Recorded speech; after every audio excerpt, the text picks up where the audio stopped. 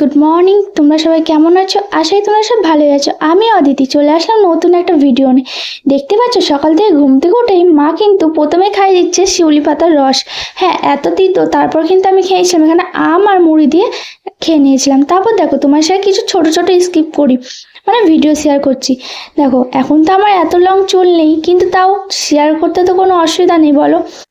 প্রথমেই তোমাদের বলে দিই, এটা কিন্তু অনেকদিন আগের ভিডিও, যখন আমার এত লং চুল ছিল সেই ভিডিওটাই তোমার সাথে আজকে শেয়ার করছি।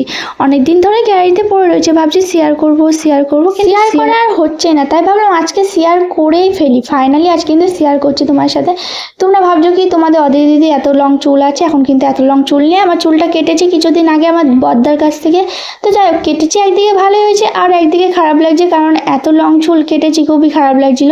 তো যাই হোক, কেটে ফেলেছি আর খারাপ লাগার কি আছে, চুল জিনিস আবার বড় হয়ে যাবে, এটাই হলো কথা।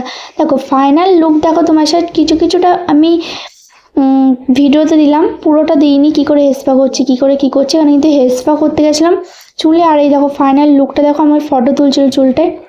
আর তারপর জানো তো, আমার চুলটা নিয়ে সবাই বলছে যে তোমার চুলটা অনেক লং। হ্যাঁ, আমার চুলটা অনেকটাই লং হয়ে গেছিলো।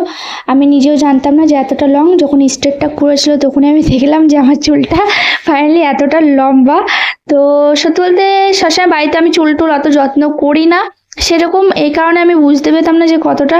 যখন হেসপা করতে গেলাম তখনই দেখলাম এতটা লং। দেখো ফাইনাল লুক দেখো, এতটা আমি কেটেছিলাম চুলটা, অনেকটাই ছোট করে ফেলেছিলাম প্রায়।